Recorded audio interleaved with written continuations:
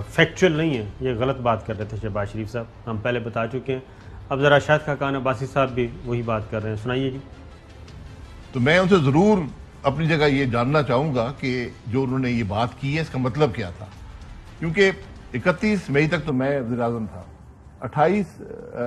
25 जुलाई को इलेक्शन हो गए, तो इसके बीच में कौन सी ऐसी स्ट्रेटजी थी जो हम अपना सकते थे?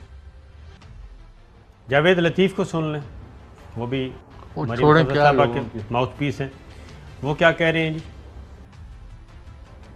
ठीक है जी, ये जावेद लतीफ़ साहब। अब अगेन जो पावर कॉरिडोर्स में बात हो रही है, जो बात आप कर रहे थे, शेख रशीद साहब कहते हैं कि ये दूसरी स्ट्रेटजी पे काम कर रहे हैं, नवाज शरीफ साहब को वापस लाना, अगले इंतखाबात से पहले पहले माहौल को साजगार करना और अपने लिए स्पेस पैदा करना, जैसे 2008 में हुआ। सुनाइए जी। शहबाज शरीफ रास्ता बना रहा है कि नवाज शरीफ को इलेक्शन के दिनों में सीधा जेल ना जाना पड़े, और शहबाज शरीफ वही स्ट्रेटजी अपनाने की कोशिश कर रहा है जो उसने सऊदी अरब से नवाज शरीफ को लाने के लिए की थी। उसके बाद शेख साहब ने कोई सवाल नहीं लिया, बल्कि निकल गए। तो जॉय साहब, तो कौन कामयाब होगा? ये मैंने कहा अभी तक वो आपने बात पर पूरी नहीं होने दी। पार्टी के तौर पर, एक फोर्स के तौर पर फील्ड में रखने में वो कामयाब है, और लोगों के आंखों में धूल झोंकने के लिए कि हमारे साथ इंतकामी कार्रवाई हो रही है, तो वो अरबों खरबों की जो लूट मार हुई और खजाने को नुकसान पहुँचाया गया है, मामू बना रहे हैं उसको मान लो उसकी तरफ ना तवज्जो जाए, इधर ही लगे रहे। नंबर 2, अब उनके लिए 2 बड़े चैलेंज हैं।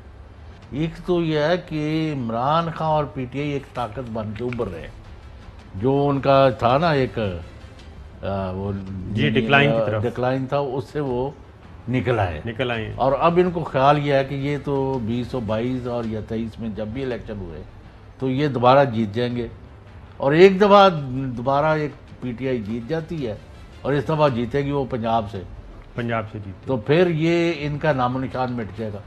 अब इनका मकसद ये है कि एक तो इलेक्शन तक पार्टी को इकट्ठा खड़ा लेके जाए, और ये मुकदमों के फैसले ना हो, और ये जो है लोगों को इसी तरह बेवकूफ़ बनाए। लोगों को क्या, अपनी पार्टी के अंदर लोग जो है, लेकिन इनके अंदर एक बड़ी रुकावट आ गई, बहुत बड़ी, क्योंकि इतना प्रोपेगेंडा फैला है मीडिया के ज़रिए, क्योंकि आफ्टर ऑल पाकिस्तान में ये कोई कहे या ना कहे, हम जो बातें करना चाहते हैं करते हैं, जो हमने नहीं करनी वो हमने खुद नहीं करनी, बिल्कुल हमें कोई कुछ नहीं कह रहा। जी हाँ, वो सारी इनका प्रॉब्लम यह है कि पाकिस्तान के गली गली, मोहल्ले मोहल्ले, गांव गांव, हर जगह ये बात फैल गई कि चोर डाकू जो है ना, उन्होंने इस मुल्क का बेड़ा गर्क कर दिया है, और कम से कम एक ईमानदार आदमी जो है वो वज़ीर-ए-आज़म तो बन गया है। अब इसका इनके पास कोई तोड़ नहीं है, और इनके पास 90% जो इनके लोग हैं उन पर बड़े बड़े मुकदमे और बड़े बड़े केसेस हैं, और ये उसमें से निकलने के लिए सारे पापड़ बेल रहे हैं, और उसका हल कोई नहीं। और अगर इलेक्शन आ गए और उससे पहले जैसे शेख जी ने कहा कि मुकदमों के फैसले हो गए, जो कि बहुत सारे बड़े फाइलें बड़ी बड़ी मोटी हैं, तो फिर इनके तो बंदे ही सारे बदले गए, आउट हो गए ना इलेक्शन के पहले। जब वो इलेक्शन क्या लड़ेंगे, वो तो मुकदमों में 6 माह खा जाएंगे। 6 माह में फैसले होने वाले हैं जी, 6 माह में फैसले, वो अल्लाह करे 6 महीने में हो जाए। अभी चीफ जस्टिस साहब ने कहा 30 अदालतें बनाए, ये 120 के वो नहीं बनी, और उसके बाद वो कहा था कि 3 महीने में केसेस का फैसला करे, बल्कि 30 दिन में लिखा हुआ है नैब ऑर्डिनेंस में। जी हाँ, वो नहीं हुआ, नहीं हो रहा, और ये किसी की दिलचस्पी नहीं है। अब मैंने किसी का कहा था कल कि वो 1 अरब रुपया लेके, उसकी वजह तो वो दूसरे साहब ने क्या बताया, जो कहता वो तो आप कह रहे हैं 2.5 अरब में इकट्ठा कर लिया।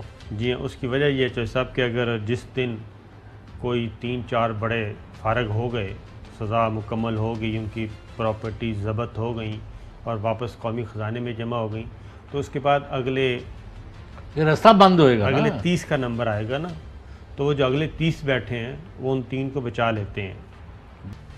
बताएंगे कौन सा इम्तहान शुरू हुआ है? और ये मतलब बात यह है, एक आपने ये बताना है कि आया लोगों कौमी खजाने को नुकसान हुआ है कि नहीं, चोरी हुई है कि नहीं, डाका हुआ है कि नहीं, मुल्क नीचे जा रहा था कि नहीं जा रहा था, आया इमरान खान जानदार क़यादत मुहैया कर रहे हैं कि नहीं कर रहे।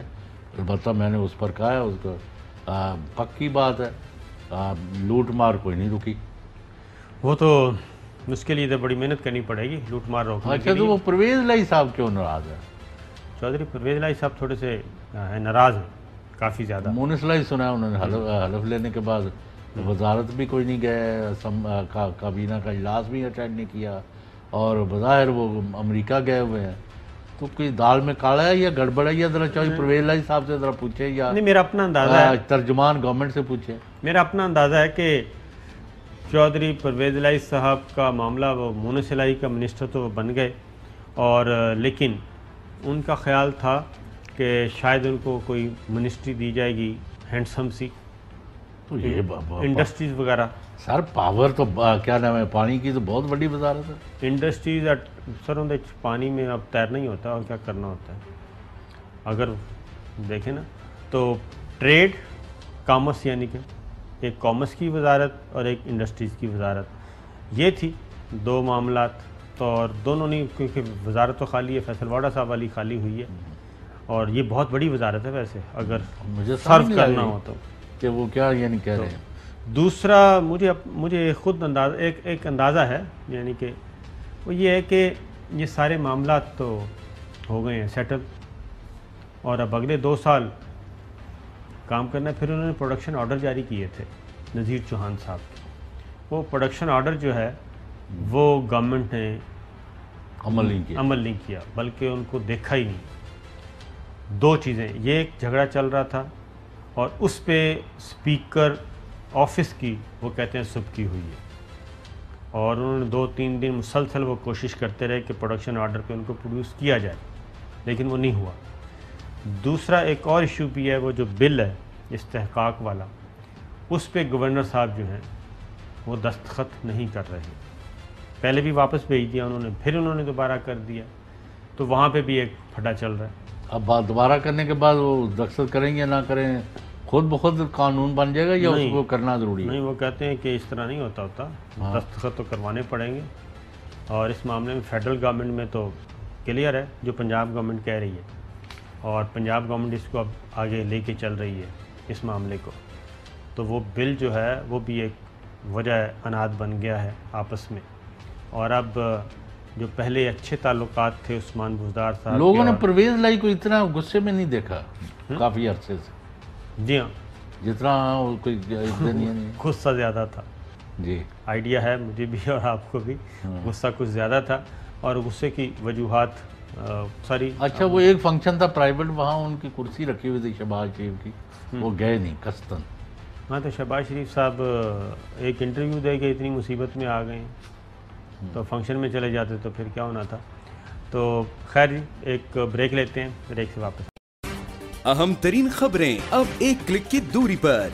आपके पसंदीदा टॉक शोज हों या अहम मुल्की या गैर मुल्की शख्सियात की न्यूज कॉन्फ्रेंसेस, हर लम्हा बाखबर रहने के लिए सब्सक्राइब करें हमारा YouTube चैनल।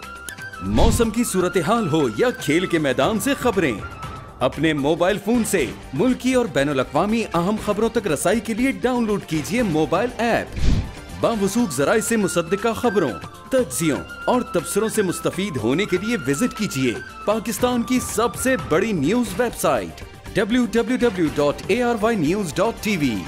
इन सब के अलावा पाकिस्तान का सबसे बड़ा फेसबुक पेज हो, सबसे बड़ा न्यूज इंस्टाग्राम अकाउंट या फिर ट्विटर, ARY न्यूज पहुंचा रहा है खबरें सबसे पहले आप तक, ताकि आप रहें हर लम्हा बाखबर।